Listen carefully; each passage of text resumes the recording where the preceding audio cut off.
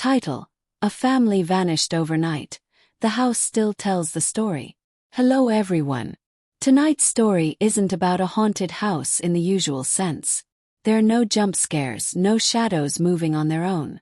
What makes this case terrifying is that everything inside the house is completely ordinary. Too ordinary. Because the people who lived here vanished in a single night. And nothing since has been able to explain why. The house still stands at the end of a quiet residential street. From the outside it looks like any other family home. Clean brick walls. White framed windows. A small front yard that once held a swing set. Neighbors pass it every day without realizing that behind those walls is a crime scene frozen in time. This is the story of the Hale family. And this is what the house still remembers. The Hales moved into the house in the late 1990s. Daniel Hale worked as a systems analyst. His wife, Marissa, taught part-time at a local elementary school. They had 2 children, 12-year-old Ethan and 8-year-old Lily. By all accounts, they were unremarkable in the best possible way. No known enemies, no debt, no criminal history, no domestic violence calls, no signs of instability. They were the kind of family no one expects to disappear. On the evening of October 17th, the Hales were seen doing exactly what they always did. A neighbor waved as Daniel unloaded groceries from the trunk. Another heard Lily laughing in the backyard. Around 9 that night, the porch light was turned on. At 10:30, the living room television went dark. That was the last confirmed sighting of the Hale family. The next morning, Marissa failed to show up for work. Ethan didn't arrive at school.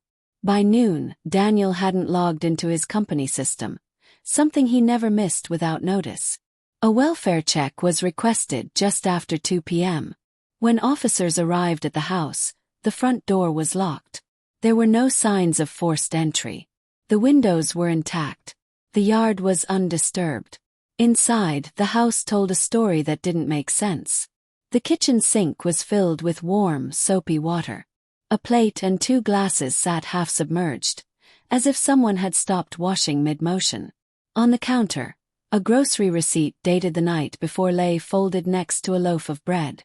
In the refrigerator, milk and leftovers were still cold. In the living room, the couch cushions were slightly indented. The television remote was on the floor. A blanket lay folded neatly at one end of the sofa. Nothing was missing. Wallets were found in a drawer. Marissa's purse hung on the back of a chair. Daniel's car keys were still in the bowl by the door. Upstairs, the children's rooms were even more unsettling. Ethan's backpack was leaning against his desk, half-zipped. Homework lay unfinished. Lily's bed was unmade, her favorite stuffed animal resting near the pillow, as if she'd just gotten up. In the master bedroom, the bed had been slept in. The sheets were creased. Pajamas were folded at the foot. No blood. No signs of struggle. No note. The house looked like the family had simply stepped out and never returned. Police initially suspected a voluntary disappearance. But that theory collapsed quickly. The Hales hadn't packed clothes. Their bank account showed no activity. Their phones were left behind, powered off but fully charged. No passports were missing. No one had said goodbye. Then investigators noticed something that shifted the tone of the entire case. Every clock in the house had stopped. The microwave, the wall clock, the alarm clocks in the bedrooms. All frozen at the same time. 2:17 a.m. At first, this was dismissed as coincidence. A power fluctuation maybe. But the house hadn't lost power that night.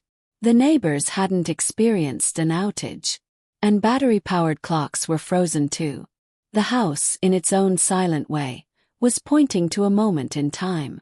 Investigators reconstructed the family's last night. Dinner was eaten. Dishes were partially cleaned. The children had gone to bed. Daniel and Marissa had settled in downstairs, then eventually upstairs. Whatever happened after 2:17 a.m. Search dogs were brought in.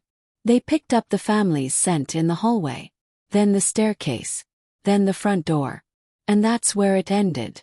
No scent trails leading down the street. No evidence of a waiting vehicle. No footprints in the yard. It was as if the family had reached the front door and ceased to exist. The house was sealed and examined again, room by room. Behind a loose baseboard in the hallway, investigators found a small object that didn't belong. Brass key. It didn't fit any lock in the house. No one could identify where it came from. The key became the center of speculation. Some believed it belonged to a storage unit. Others thought it could be symbolic, planted as a distraction. But no storage facility in the area recognized it. No matching lock was ever found. As weeks passed, the house grew quieter, but the case grew darker. A neighbor came forward, hesitant at first. He reported hearing a noise around 2 in the morning on the night the family vanished. Not a scream, not a crash, just the sound of the front door opening, and then closing slowly. Another neighbor claimed her dog began barking at nothing around the same time, then suddenly went silent, refusing to go outside afterward. These details were too vague to act on, but too unsettling to ignore. Forensic teams checked for hidden rooms, crawl spaces, anything that could explain a staged disappearance. The house yielded nothing. Then, months later, something changed. A new family moved in briefly, unaware of the home's history. Within 2 weeks, they reported strange disturbances. Not paranormal events, but inconsistencies. Lights left on that no one remembered turning on.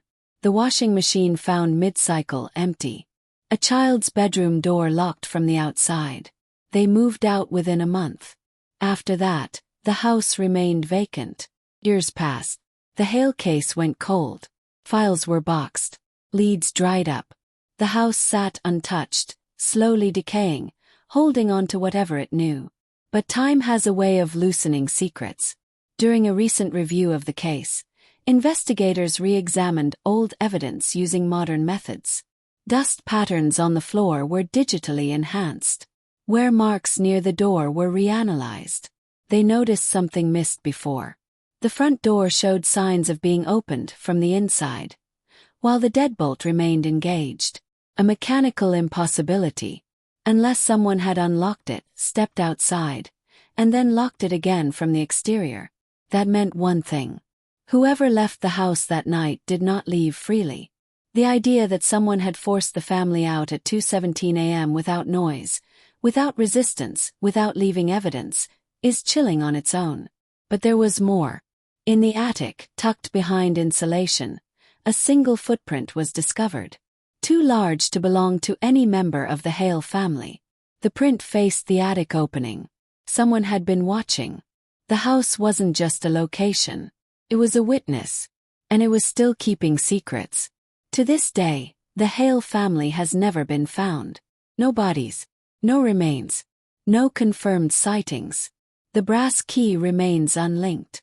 The stopped clocks remain stopped. And the house still stands, quietly marking the moment everything went wrong. Because some crimes don't end at the scene. They stay there, waiting.